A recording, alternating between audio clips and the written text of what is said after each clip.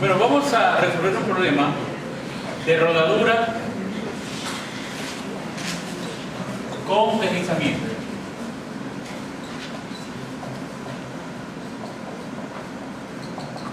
Para eso, suponemos una esfera maciza de un radio definido R,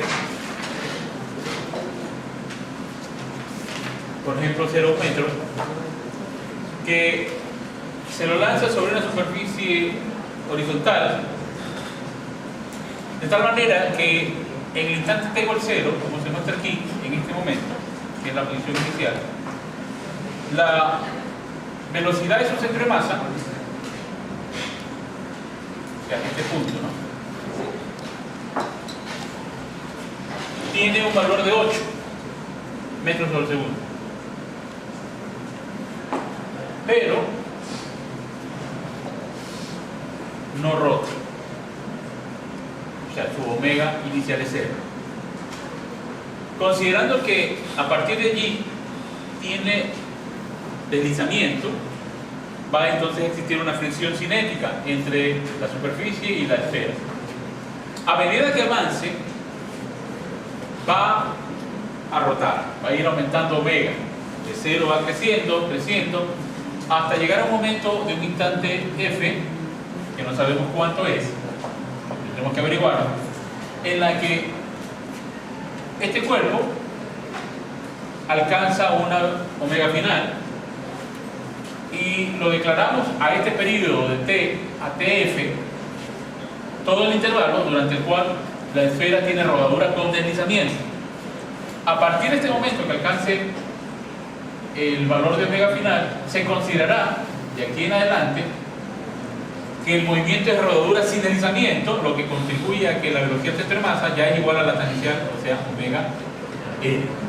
A partir de acá, antes no, en todo este intervalo, estamos suponiendo que la velocidad del centro de masa es mayor que omega r. ¿Okay?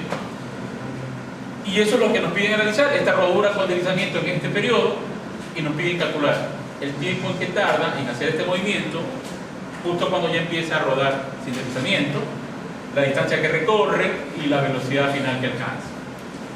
¿Ok? Este problema se lo puede hacer por cinemática, encontrando la aceleración, haciendo la dinámica rotacional, etc. Pero vamos a buscar un método alternativo para llegar a la misma solución, y es, bueno, primero elaborar el diagrama de fuerzas. Para un instante cualquiera de movimiento, supongamos este, las fuerzas que intervienen son el peso, ¿verdad?, el peso, la normal, la fuerza normal, y la fricción. Esa fricción está aquí, vamos a ponerla como fricción cinética, F sub K, porque va a deslizar, y como cualquier objeto que deslice, la fricción cinética se pone en el sentido contrario. Entonces, teniendo esas tres fuerzas presentes a lo largo del movimiento, porque cuando ya llegue aquí, deja de ser fricción cinética y cambia a fricción estática, porque ya rodadura sin deslizamiento. Entonces, vamos a valorar cuánto es la aceleración, tomando en consideración que tenemos positivo para la derecha, sumatoria de fuerzas en X igual la masa de la esfera por la aceleración de su centro de masa, y tomando en cuenta que la fricción cinética es la única que actúa en X, y después la fricción cinética es el coeficiente cinético por la normal, pero la normal por la primera ley de Newton es el peso, mg, y concluyen ustedes que la aceleración del centro de masa es menos μ por x, o sea que la aceleración del centro de masa sería menos 0.25, porque conocemos el coeficiente, y 9.8 nos da una aceleración de ¿cuánto? 2.45.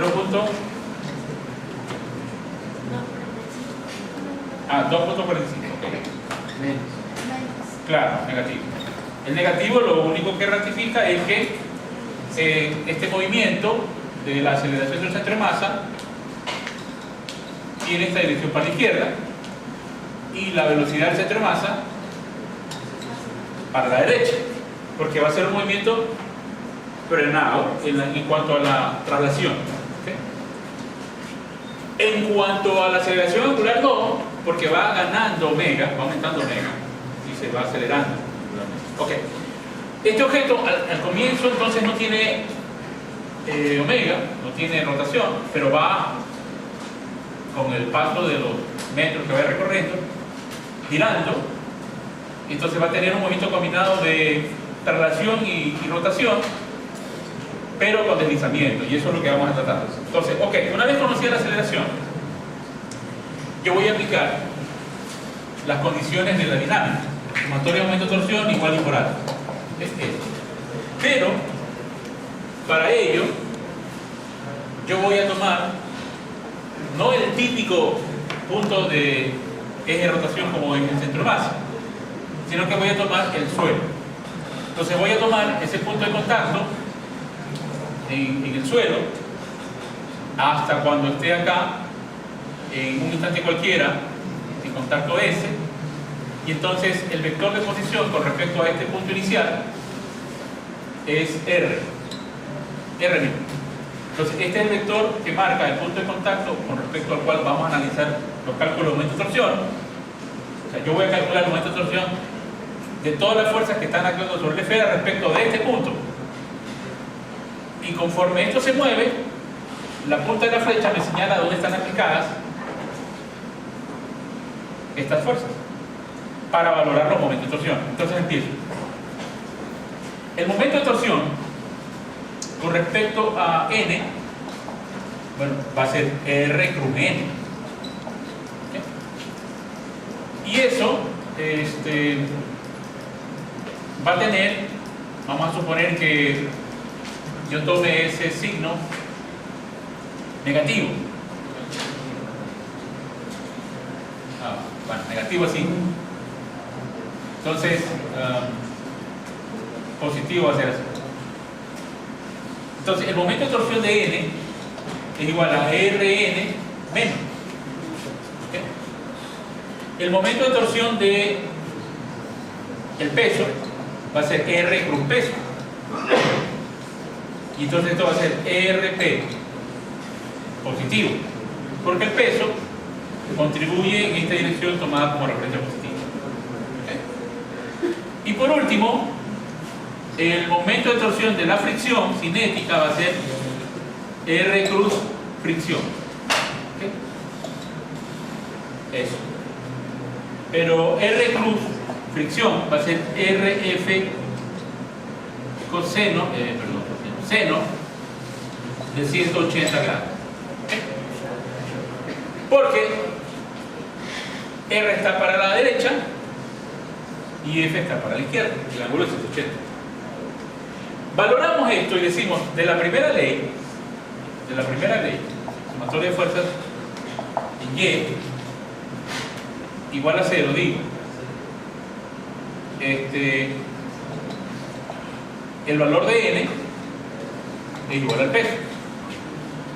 Si eso es así, dado que n es igual a p, cuando yo sumo y determino todos estos torques de las tres fuerzas, estos se cancelan porque son idénticos pero con signo contrario. ¿Okay? Quedando entonces el de la fricción, pero el de la fricción es 0 porque el seno de 180 grados, que es el ángulo entre los dos vectores, es 0.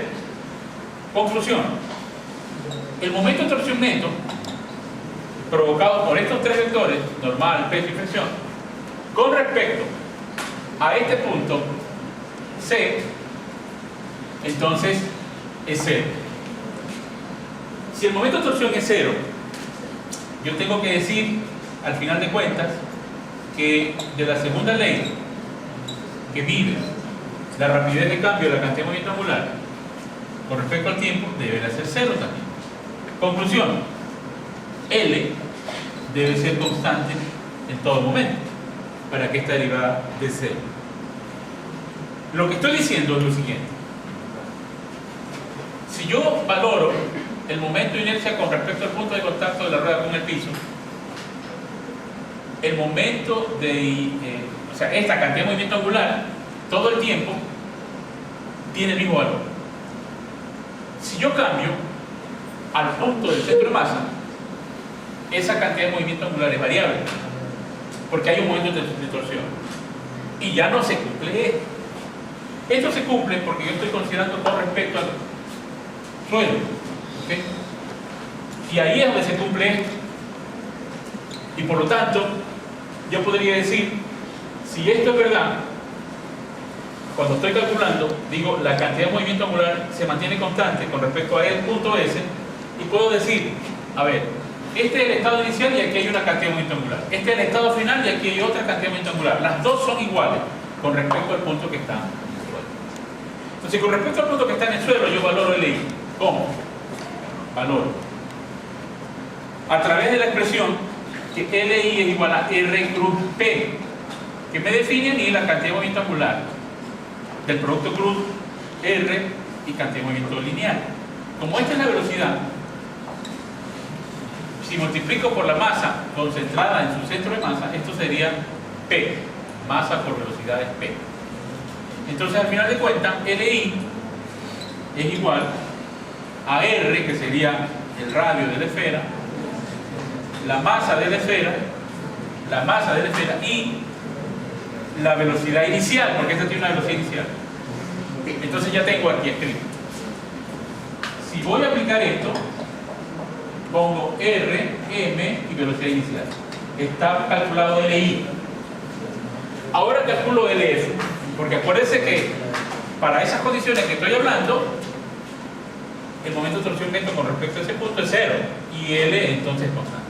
Puedo igualar al L acá cuando ya empieza a tener rodadura sin deslizamiento. Y el momento de inercia de aquí, en este instante, donde la condición de rodadura es esta ya, fíjense, empieza desde esto, que es 0, esto que no es igual, hasta cuando esto va disminuyendo y esto va aumentando, disminuyendo y aumentando, y en el momento se alcanza la igualdad. Entonces, valoro la cantidad de movimiento angular en ese punto y va a ser la inercia con respecto a ese punto por omega F. Pero la inercia con respecto al punto S se la determina por el teorema del paralelo. ¿Qué dice? El momento de inercia con respecto al centro de masa más M por R cuadrado. Y esto es 2/5, que es el momento de inercia de la esfera con el centro de masa, más mr cuadrado. Teorema de ejes paralelos me dice que el momento con respecto al punto de contacto con el suelo es 7/5. Esto sustituye en la expresión I omega, porque LF es I por omega. Entonces, como estamos hablando con respecto a S, escribe con respecto a S vale I 7/5 por omega igual a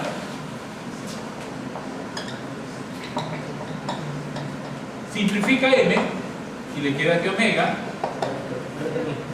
es 5/7 de la velocidad inicial sobre R. ¿Okay? Entonces, si usted divide 5 para 7, la velocidad inicial que era 8 y el radio que era 0,1, y entonces esto le da 57 radianes sobre 5. ¿Okay? Si quiere calcular, además de la velocidad que ya alcanza cuando va a rodar sin deslizamiento, en todo este periodo rodó con deslizamiento. Su última velocidad, antes de ya rodar sin deslizamiento, alcanzó 57 radianes sobre 5. Por lo tanto, la velocidad que alcanza el centro de masa en este punto final del periodo donde desliza sería omega por L. Es decir, esto por el radio. Como el radio es 0,1, entonces esto es 5.7. Es decir, que tiene la velocidad final 5.7, tiene la velocidad inicial que fue 8, claramente su velocidad disminuyó. Por lo tanto, usted puede calcular el tiempo, porque como conoce la aceleración, entonces dice t igual a esta diferencia. Y entonces su velocidad final es 5.7, su velocidad inicial es 8, la aceleración era menos 2.45 y esto les da 0.93 segundos. Este es el tiempo que tarda. Ya conocida la aceleración y las velocidades. Y lo más importante, valorar, por ejemplo, ¿cuál sería la pérdida de energía producida por la fricción durante todo este tramo? Porque fíjense, desde este instante al final, que hay rodadura con deslizamiento, desde este instante inicial a este instante final, que hay rodadura con deslizamiento, está actuando todo el tiempo una fricción cinética. Por lo tanto, cuando actúa una fricción cinética, estamos pensando que hay el deslizamiento de la rueda con el piso. Es decir, si yo en principio tengo la rueda, entonces lo que voy a ver es que esta rueda hace esto, ¿no? Desliza. Entonces, cuando hace ese movimiento, desliza la rueda, tiene una fricción cinética todo el tiempo. Hasta cuando ya hay rodadura, como en este caso sin deslizamiento, se transforma en fricción estática. Pero cuando hay fricción cinética hay pérdida. ¿Y cómo valorar el trabajo que produce esa fricción cinética? O sea, las pérdidas. Bueno, eso se logra calculando el trabajo neto a través de la variación de la energía cinética. Entonces, hay que calcular la energía cinética inicial, que sería 1/2 de la masa por la rapidez inicial, y entonces necesito la masa. Entonces vamos a suponer que la masa sea 2 kilogramos, la velocidad inicial es 8, entonces aquí tengo una energía de 64, inicialmente de 64 joules. Luego calculamos la energía final, pero la energía final tiene un componente de 1/2 de velocidad final más un componente de energía rotacional. ¿Okay? Entonces, yo tengo que considerar aquí, en ese problema, en este instante, ya donde está. Está en el punto donde tiene o alcanzó ya la rodadura sin deslizamiento.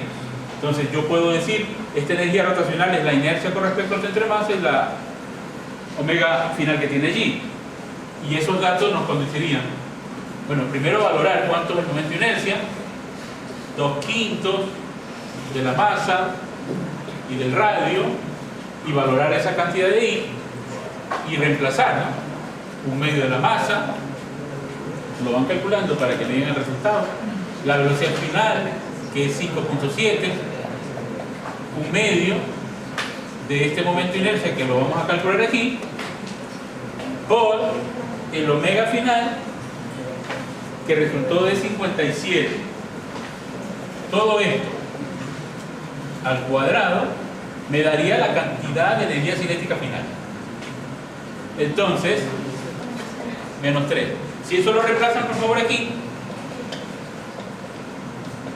y me hacen el favor de calcular esta operación, 45.49 joules.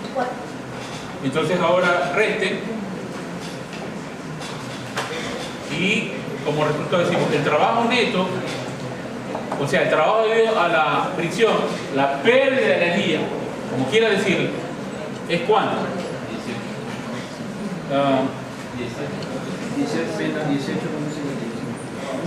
Menos 18.5. 18.5. Entonces, menos 18.5 joules. Entonces, significa que esa rueda, esa esfera, en el periodo de rodadura con deslizamiento, perdió 18.5 joules en todo ese tiempo que se movió con rodadura con deslizamiento. Pregunta.